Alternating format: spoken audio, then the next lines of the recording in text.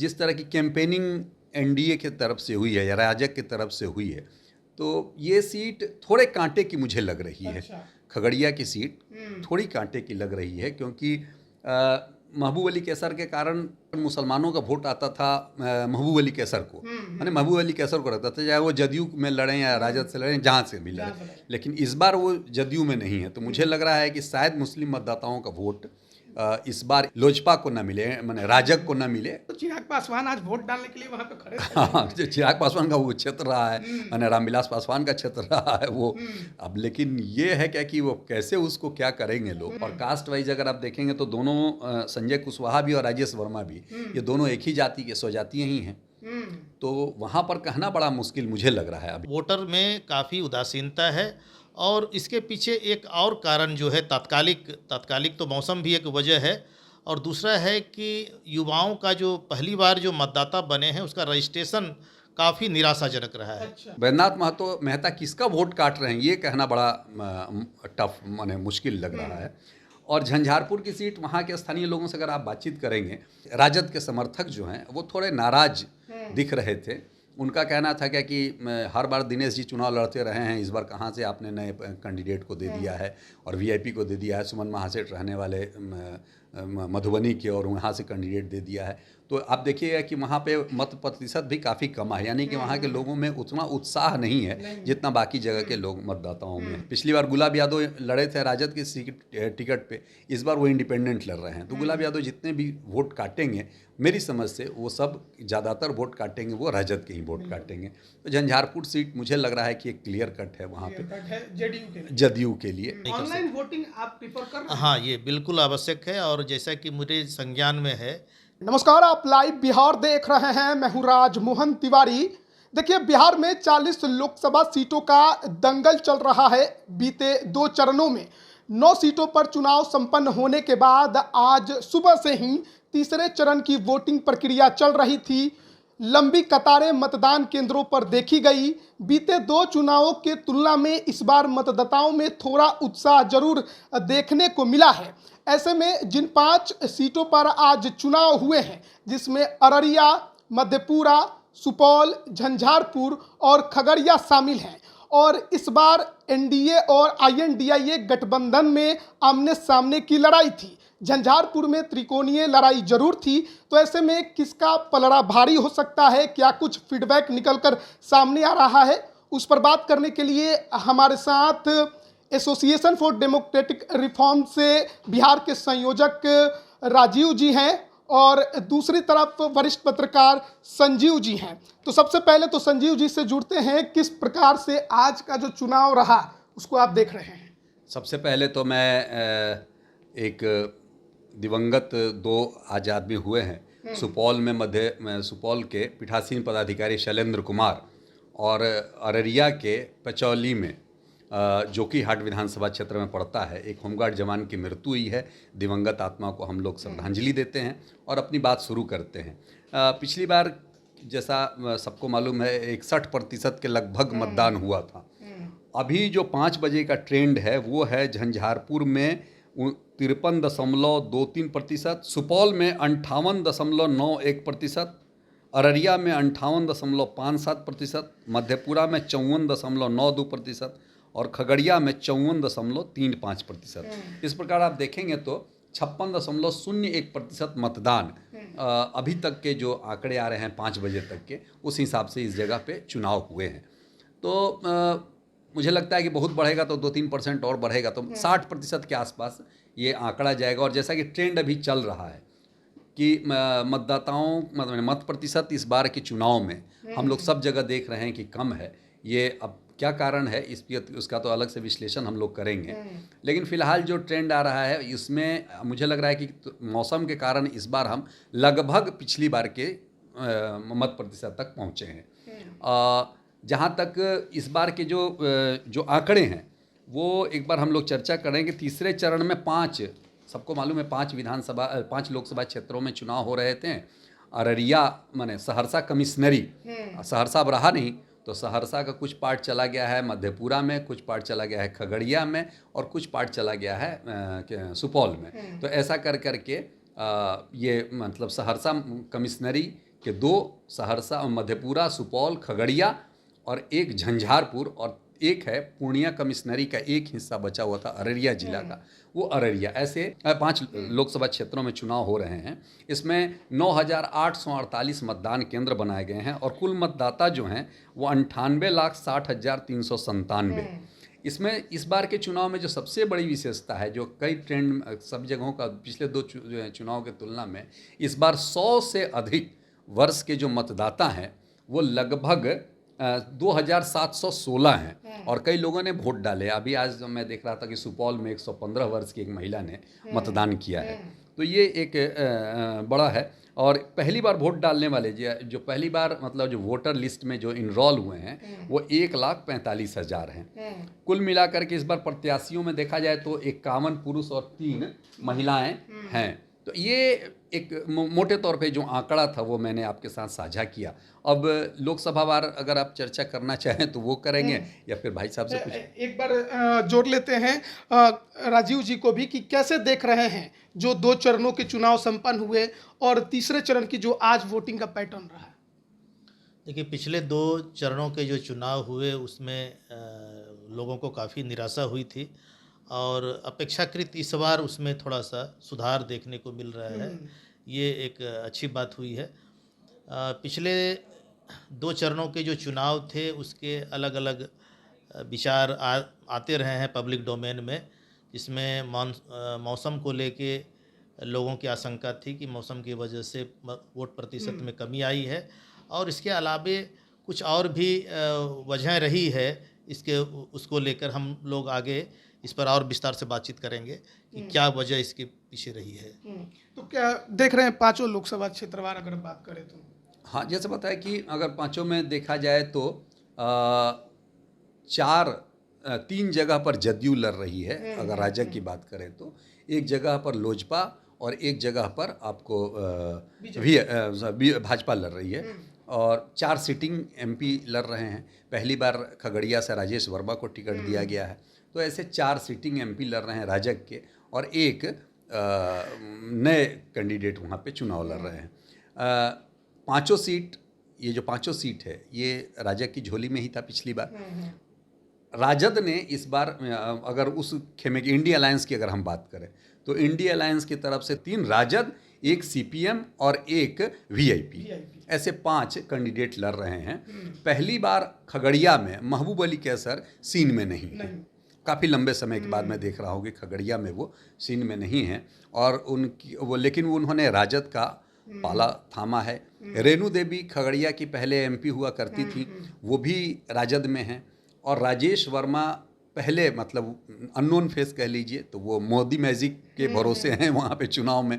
अभी क्या होता है वहाँ का समीकरण, काफ़ी वहाँ पे मेहनत भी हुआ है, तो अब वहाँ पे तो अब आने वाला समय बताएगा। लेकिन मुझे लगता है कि जिस तरह की कैंपेनिंग एनडीए की तरफ से हुई है या राजग की तरफ से हुई है, तो ये सीट थोड़े कांटे की मुझे लग रही है। खगड़िया की सीट थोड़ी कांटे की लग रही है क्योंकि महबूब अली कैसर के कारण जदयू को अच्छी संख्या में, या कहिए कि 90% से अधिक मुस्लिम मतदाताओं का वोट मिलता है। राजद को नहीं, ये जब जदयू से लड़ते थे तो महबूब अली कैसर के कारण मुसलमानों का वोट आता था महबूब अली कैसर को, यानी महबूब अली कैसर को रहता था, चाहे वो जदयू में लड़ें या राजद से लड़ें, जहाँ से भी लड़ें। लेकिन इस बार वो जदयू में नहीं है, तो मुझे लग रहा है कि शायद मुस्लिम मतदाताओं का वोट इस बार इनको माने लोजपा को ना मिले, माने राजग को ना मिले, वहाँ पे मिलेगा। और रेणु देवी चली हैं तो थोड़ा ये सीट, और सबसे कांटे की जो सीट है वो मुझे लग रही है सुपौल की। सुपौल में क्योंकि वैद्यनाथ मेहता लड़ रहे हैं इंडिपेंडेंट और दिलेश्वर कामत हैं, चंद्रहास चौपाल भी लड़ रहे हैं। तो चंद्रहास चौपाल जो राजद के प्रत्याशी हैं और वैद्यनाथ मेहता किसका वोट काट रहे हैं ये कहना बड़ा टफ माने मुश्किल लग रहा है। और झंझारपुर की सीट, वहाँ के स्थानीय लोगों से अगर आप बातचीत करेंगे तो बता रहे हैं क्या कि ये कहाँ से नए प्रत्याशी, राजद के समर्थक जो हैं वो थोड़े नाराज दिख रहे थे। उनका कहना था क्या कि हर बार दिनेश जी चुनाव लड़ते रहे हैं, इस बार कहाँ से आपने नए कैंडिडेट को दे दिया है और वीआईपी को दे दिया है, सुमन महासेठ रहने वाले मधुबनी के और वहाँ से कैंडिडेट दे दिया है। तो आप देखिएगा कि वहाँ पे मत प्रतिशत भी काफ़ी कम है, यानी कि वहाँ के लोगों में उतना उत्साह नहीं है जितना बाकी जगह के लोग मतदाताओं में है। और वहाँ पे राजद की सबसे बड़ी चुनौती जो है वो गुलाब यादव है। पिछली बार गुलाब यादव लड़े थे राजद के टिकट पे, इस बार वो इंडिपेंडेंट लड़ रहे हैं। तो गुलाब यादव जितने भी वोट काटेंगे मेरी समझ से वो सब ज़्यादातर वोट काटेंगे वो राजद के ही वोट काटेंगे। तो झंझारपुर सीट मुझे लग रहा है कि एक क्लियर कट है वहाँ पे जदयू के लिए। मधेपुरा भी उसी तरह है, कोई विशेष वहाँ फाइट है नहीं। दिनेश चंद्र यादव ने शरद यादव को भी हराया है और ये कुमार चंद्रदीप लड़ रहे हैं वहाँ पे। तो मुझे लगता है कि वो सीट भी निकल जानी चाहिए। अररिया में तो घर में ही वहाँ पे तस्लीमुद्दीन के बेटों में आपसी विवाद है। एक बेटा रोने लगा था जब शाहनवाज आलम शाहनवाज को टिकट मिला था। तो मुझे लगता है कि वो भी सीट, हालांकि प्रदीप सिंह से लोग नाराज हैं, लेकिन तस्लीमुद्दीन के एंटी जो वोटर हैं, अगर उस परिवार को छोड़ करके किसी दूसरे कैंडिडेट को दिया जाता तो मुझे लगता कि थोड़ी सी लड़ाई कांटे की हो सकती थी। सुपौल सीट तो मैंने बताया कि बैनाथ मेहता किसका वोट काटेंगे उस पर निर्भर करता है। और खगड़िया की सीट कांटे की मुझे लग रही है। तो खगड़िया में मामला फंसता दिख रहा है। और वो तो चिराग पासवान आज वोट डालने के लिए वहाँ पे खड़े थे। हाँ, चिराग पासवान का वो क्षेत्र रहा है, मैंने रामविलास पासवान का क्षेत्र रहा है वो। अब लेकिन ये है क्या कि वो कैसे उसको क्या करेंगे लोग, तो ये देखना बड़ा मुश्किल है, क्योंकि कई बातें उठ रही हैं राजेश वर्मा के उम्मीदवारी को लेकर के। और कास्ट वाइज अगर आप देखेंगे तो दोनों संजय कुशवाहा भी और राजेश वर्मा भी, ये दोनों एक ही जाति के स्वजातीय ही हैं। तो वहाँ पर कहना बड़ा मुश्किल मुझे लग रहा है अभी के समय में। अच्छा, 2 चरणों के जो वोटिंग हुआ उसमें कहा गया कि वोटिंग प्रतिशत गिरा है तो मामला फंस गया है, कई सीटों पर कांटे की लड़ाई हो गई। आज वोटिंग प्रतिशत थोड़ा बढ़ा है, लगभग पिछले बार के चुनाव कितना आज तो लगभग पहुंचता दिखाई दे रहा है। तो कहा जा रहा है कि एनडीए के लिए रास्ता थोड़ा क्लियर है। देखिए, इसका संबंध बहुमत से नहीं है, क्योंकि 71 में वोटिंग परसेंटेज बहुत ही कम था। उसके बाद भी सत्ता में कांग्रेस बहुमत में आई थी। और पिछले 2 चरणों के जो चुनाव हैं, ये राष्ट्रीय फलक पर अगर हम देखें तो अपेक्षाकृत मतदाताओं में उत्साह का अभाव दिख रहा है। और इसके पीछे मुझे लगता है कि 2 खाँचों में इसको बांटना चाहिए। एक तो तात्कालिक कारण जो है वो, और दूसरा दूरगामी इसके कारण है। दूरगामी कारण को लेकर जो डिस्कोर्स हो रहा है देश भर में, वो यह है कि सत्ता पक्ष पिछले 10 वर्षों में बहुत खास उम्मीद जगा नहीं पाई युवाओं में खास करके, और विपक्ष कोई विकल्प खड़ा नहीं कर पाया। तो युवाओं में खास करके इसको लेकर एक निराशा व्याप्त है राष्ट्रीय स्तर पर भी। बिहार भी राष्ट्रीय का ही एक अंग है, देश का एक हिस्सा है। और अपेक्षाकृत इस बार जो कंस्टिट्यूंसी की हम बात कर रहे हैं, इसके वोटर अपेक्षाकृत आक्रामक रहे हैं। पहले भी ये वोट कास्ट करते रहे हैं, बढ़ चढ़ कर करते रहे हैं। इसके पीछे कई वजहें हो सकती है, कास्ट लाइन भी हो सकता है, और भी कई कारण हो सकते हैं। उन क्षेत्रों में वोटिंग परसेंटेज अपेक्षाकृत ठीक ठाक रहा है।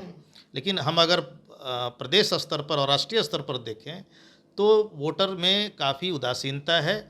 और इसके पीछे एक और कारण जो है तात्कालिक तो मौसम भी एक वजह है, और दूसरा है कि युवाओं का जो पहली बार जो मतदाता बने हैं उसका रजिस्ट्रेशन काफ़ी निराशाजनक रहा है। अच्छा। ये राष्ट्रीय स्तर पर 38% मात्र रजिस्ट्रेशन हुआ है। अब 100% में 38% हुआ है। बाकी लोगों ने रुचि नहीं दिखाई, या चुनाव आयोग का मैकेनिज्म दोषपूर्ण है, जिसके वजह से पहली बार जो मतदाता बनने वाले थे उनका रजिस्ट्रेशन नहीं हो पाया। तो ये 2-3 कारण मुख्य रूप से मुझे समझ में आ रहा है। ये कहा जाता है कि युवा वोटर जो है वो मोदी जी के साथ ज़्यादा रहा है, और अगर उन्हीं का रजिस्ट्रेशन कम हुआ हो तो ये तो बड़ा झटका है एनडीए के लिए। बिल्कुल बिल्कुल। अगर जैसा बता रहे हैं कि अगर ये रजिस्ट्रेशन नहीं हुआ है तब तो ये एक सोचने की बात है कि आखिर रजिस्ट्रेशन क्यों नहीं हुआ। और रजिस्ट्रेशन होता तो कुछ मत प्रतिशत और बढ़ता। तो मुझे लगता है कि, और दूसरा है क्या कि अच्छा ये भी होता है कि पहली बार जो मतदान करते हैं, हम सब लोगों ने जब पहली बार किया था तो बड़ा उत्साह रहता है कि नहीं हम अपना वोट तो जरूर डालेंगे। जो सीजनड हो जाते हैं, 2-4 मतदान कर लेते हैं, उनको लगता है कि चलो छोड़ भी देते हैं, हमको क्या लेना देना। ये फर्स्ट टाइमर को तो ज़्यादा उत्साह रहता है। तो ऐसा लोगों का होना चाहिए था। अब दूसरा है क्या कि जैसा कि आप बता ही रहे हैं कि मत प्रतिशत कम होने का कारण है कि विकल्प नहीं है। तो लोग कह रहे हैं अरे वोट डालें ना डालें मोदी जी ही आएंगे, मोदी जी आएंगे, तो इसलिए चलो क्या वोट डालना। विपक्ष भी सोच रहा है क्या कि कितना भी जो विपक्ष तो फ्रैक्चर्ड है वहाँ पे, मतलब अभी तक देखिए कि अंतिम से अंतिम समय तक वहाँ के कैंडिडेट फाइनल हुए हैं बिहार के संदर्भ में अगर बात करें तो इसलिए भी वहाँ के लोगों में, मतलब वहाँ के जो कार्यकर्ता उनमें उतना उत्साह देखने को नहीं मिल रहा है। और भाजपा के या फिर कहिए कि जो राजद एनडीए के जो कार्यकर्ता हैं उनमें भी लग रहा है क्या कि हो ही जाएगा, हमको क्या करना है। तो ओवरऑल जो कार्यकर्ता जो वोटर को निकालता है, चाहे वो सत्ता पक्ष का हो या विपक्ष का हो, वो कार्यकर्ता मुझे लगता है कहीं ना कहीं उदासीन है इस पूरे चुनाव तो में। बीजेपी का कहा जाता है पन्ना प्रमुख बनाकर तैयार रखा जाता है। हाँ, तो पन्ना प्रमुख सक्रिय भी तो सक्रिय है। नहीं, सक्रियता पर न निर्भर करता है। अगर पन्ना प्रमुख है तो पन्ना प्रमुख ने वोटर को निकाला क्यों नहीं? अगर वोटर निकालते वही है ना कि कार्यकर्ता का उत्साह कितना है किसके प्रति, तो उसी के आधार पर ही वोट प्रतिशत बढ़ता है। और उस पार्टी का या उस गठबंधन की जीत उतनी सुनिश्चित होती है। तो मुझे लगता है कि दोनों कारणों से मतलब इंडिया अलायंस के भी कार्यकर्ता थोड़े निराश हैं कि अंतिम समय तक किया हुआ, या फिर वो एग्रेशन हम उसमें नहीं देख पा रहे हैं जो होना चाहिए कि नहीं मोदी जी को हरा देना है, भाजपा को हरा देना है, हमारी सरकार आएगी, ये उनमें भी नहीं है। और इसमें भी इनके भी कार्यकर्ता को लगता है कि अरे आना तो है ही, तो काहे के लिए हम लोग ज़्यादा मेहनत करें। मेहनत नहीं करना। ये एक और चीज है, बिहार में जब चुनाव होता तो कहा जाता है ग्रामीण क्षेत्र और शहरी क्षेत्र, कि ग्रामीण क्षेत्र के वोटर एग्रेसिव हैं या शहरी क्षेत्र के। बीते 2 चुनाव में जो 9 सीटों पर हुई थी उसमें कहा गया कि शहरी क्षेत्र के वोटर घर से बाहर नहीं निकले, ग्रामीण क्षेत्र के निकले। आज जो 5 सीटों पर चुनाव हुए उसमें अधिकतर क्षेत्र ग्रामीण ही हैं, तो माना जाए कि ग्रामीण वाले निकल रहे हैं, शहरी वाले रुक रहे हैं। देखिए, ये तो बहुत पुरानी बात हो गई है और इस पर हम लोग काफ़ी बार इस सब पर बातचीत कर चुके हैं कि ग्रामीणों की अपेक्षा के शहरी जो मतदाता हैं वो आराम की मुद्रा में रहते हैं और वोटिंग का जो दिन होता है उसको पिकनिक की तरह मनाते हैं। और ग्रामीणों में वो बदलाव की छटपटाहट होती है और वो बहुत कुछ अपेक्षा अपने जनप्रतिनिधियों से लगाए रहते हैं। रहा उदासीनता की बात, तो मैं एक बिंदु पर ध्यान आपका आकृष्ट कराना चाहूँगा कि कार्यकर्ताओं में उत्साह नहीं होने के पीछे वही जाना पहचाना और पुराना चेहरा है जिसके पास विजन नहीं है, नई सोच नहीं है और जनता को अपील करने की क्षमता उनके अंदर नहीं है कि वो किस प्रकार से जनता को अपने तरफ आकृष्ट करें। और राष्ट्रीय स्तर पर भी, क्योंकि ये देश का मुखिया चुनने का चुनाव है, तो राष्ट्रीय स्तर पर भी वही पुराना चेहरा है जो अपनी चमक खोता जा रहा है। और वो चमक पिछले दिनों की तरह नहीं है। जो पिछले लोकसभा में चमक थी, वो चमक कहीं ना कहीं फीका पड़ा है। फीका पड़ा है। आप संतुष्ट हैं? नहीं, चमक फीका क्या मतलब कहेंगे, वही जो आप बता रहे हैं ना, चेहरा देखते देखते वो लगता है ना लोगों को थोड़ा सा चेंज, मतलब अगर होता। बिहार में तो बहुत सी सीटों पर जो सिटिंग सांसद हैं उनके टिकट काटने की चर्चा चली थी, लेकिन हुई कहाँ। जो वो बता रहे हैं कि नए चेहरे को आप देखेंगे तब तो आप देखिए कि छत्तीसगढ़ के चुनाव में क्या हुआ था। छत्तीसगढ़ के चुनाव में भूपेश बघेल के आने का सबसे बड़ा कारण था कि वही देखते चले आए लोग, रमन सिंह और उन्हीं मंत्रिमंडल, वही विधानसभा। तो नतीजा क्या हुआ, वो हार गए। लेकिन जैसे ही वो चेंज हुआ तो लोग पिछली बार की चुनाव, अब की बार चुनाव में फिर वापस आ गई, बाउंस बैक हुई बीजेपी। तो ये कहीं ना कहीं उदासीनता, दोनों ही कारण, जो मैं बता रहा हूँ ना, दोनों ही कारण से। और शहरी मतदाताओं की साथ एक और बड़ी दिक्कत क्या है कि वोटर तो यहाँ के रहते हैं लेकिन वो यहाँ रहते नहीं हैं। और ग्रामीण परिवेश में भी लोग हैं ऐसे जो अब बाहर चले गए हैं, लेकिन ये जो कई सारी ये स्कीम आई है मनरेगा और ये तरह, तो बहुत सारे जो वर्कर बाहर गए थे और कोरोना काल के बाद कई लोगों ने अपना ठिकाना और अपना रोजगार पुनः अपने गांव में ही शुरू कर दिया है। तो ग्रामीण मतदाता तो हैं आपके पास, लेकिन शहरी मतदाताओं में आप एक औसतन देख लीजिए कि अगर घर में 5 आदमी है तो उसमें 1-2 आदमी बाहर ही आपको नजर आएगा। तो वो वोटर तो यहाँ है लेकिन वो वोटिंग करेगा कैसे? ये इस पर सरकार का ध्यान भी नहीं है। मुझे लगता है कि चुनाव आयोग को इस पर संज्ञान लेना चाहिए और ले भी रहा होगा, क्योंकि चुनाव आयोग तमाम तरह के चीज़ों को कंडक्ट कर रही है। तो इस तरफ भी ध्यान देना चाहिए। बिहार के संदर्भ में विशेष तौर पर गौर करने की ज़रूरत है कि चूँकि यहाँ एक बड़े इलाके में पलायन होता है और यहाँ मतदान को लेकर सुधार की ज़रूरत है। मुझे लगता है कि इसको चुनाव सुधार के दृष्टिकोण से देखने की भी ज़रूरत है कि उस प्रकार की का व्यवस्था हो जिसमें कहीं पर भी लोग रहें, अपना मत डाल सकें। इस दिशा में आयोग को सोचना चाहिए। अच्छा, आखिरी एक सवाल रहेगा आपसे कि मोदी जी ने नारा दिया एनडीए के लिए 400 पार। 3 चरण के चुनाव में बिहार में आप किस तरह से देख रहे हैं? क्या वो नारा सक्सेसफुल होता दिखाई दे रहा है या फिर उसमें सेंध लगते नजर आ रही है? क्या है कि बिहार में तो आप देखेंगे तो बिहार में पिछली बार सैचुरेशन की स्थिति, उससे ज़्यादा कितनी सीटें जीतेंगे? 40 में 39 सीटें एनडीए की झोली में थी। उससे ज़्यादा तो मतलब वो एक सीट किसी तरह है, वो तो 1-2 सीट तो इसी तरह जाती है। तो यहाँ तो और उससे ज़्यादा की गुंजाइश है नहीं। तो ये नारा यहाँ के संदर्भ में उतना उपयोगी नहीं है जितना बाकी राज्यों के लिए है। और अमित शाह जी ने भी कहा है कि हम नारा देते हैं कार्यकर्ताओं में उत्साह लाने के लिए, तो ये भी है। तो और जैसे भाई साहब बता रहे थे, तो मैं कहीं पे देख रहा था कि अब आने वाले समय में ऑनलाइन वोटिंग की भी बात चल रही है कि आप ऑनलाइन वोटिंग कीजिए, उसकी भी सारी प्रक्रिया रहेगी। इसमें नहीं कि आप बूथ कैप्चरिंग हो जाए या फिर उसमें कुछ जब काम आदमी शुरू करता है चलना तब उसमें जो कमियां रहती हैं उसको दूर किया जाता है। तो अब आने वाले समय में अगर चुनाव आयोग थोड़ा संवेदनशील हो इस मामले में और फुल प्रूफ व्यवस्था कैसे हो सकती है, तो ऑनलाइन वोटिंग की भी व्यवस्था हो तो मेरी समझ से वो ज़्यादा अच्छा है। ऑनलाइन वोटिंग की बात कर रहे हैं, यहाँ तो ईवीएम पे भरोसा नहीं है। देखिए, ईवीएम तो मुद्दा ही दूसरा हो जाता है और उस पर एक अभियान ही पूरे देश में चला हुआ है। और चूँकि अभी हम लोग वोटिंग परसेंटेज पे बातचीत कर रहे हैं, तो इस ईवीएम पर के इशू को अगर हम छेड़ते हैं तो फिर वो पूरी तरह विषयांतर हो जाएगा मामला। और मुझे लगता है कि एडीआर इसके पिटिशनर भी रही है और ये मामला सब जुडिस है। इस पर हम एक्सपर्ट कमेंट तो नहीं कर सकते। ऑनलाइन वोटिंग आप प्रिफर कर रहे हैं? हाँ, ये बिल्कुल आवश्यक है। और जैसा कि मुझे संज्ञान में है कि हम लोग एक कॉन्फ्रेंस में थे जिसमें मुख्य चुनाव आयुक्त आए थे, उन्होंने कहा था कि ये प्रोसेस में है। प्रोसेस में है, मतलब चल रही है। जी जी। तो देखिए, बातचीत हमारी हो रही थी आज 5 सीटों पर वोटिंग को लेकर। जिस तरीके के आंकड़े निकलकर सामने आए हैं, 2019 से तुलना करें तो इस बार तीसरे चरण की वोटिंग ज़्यादा अंतर की नहीं है। 61% से थोड़े अधिक 2019 में हुए थे।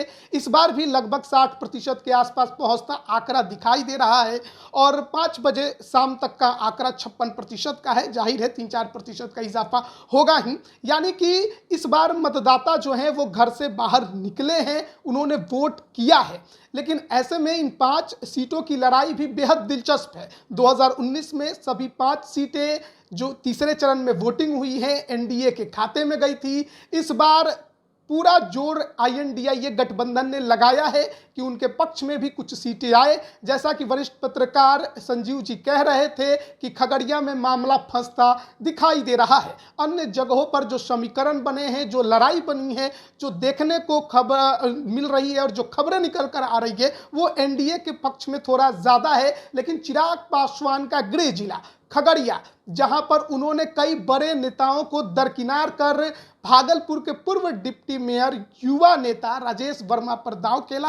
अब देखना होगा कि उनका दांव कहीं उन्हीं पर भारी ना पड़ जाए। वहां पर सीपीएम के कैंडिडेट हैं संजय कुशवाहा। अब देखना होगा महबूब अली कैसर और मुकेश सहनी की जोड़ी, उनके जो प्रचार प्रसार उनके लिए किया है वो कितना असर छोड़ती है। बने रहिएगा लाइव बिहार के साथ। आप सभी का बहुत बहुत धन्यवाद। लाइव बिहार यूट्यूब पर सब्सक्राइब और फेसबुक पर लाइक जरूर करें।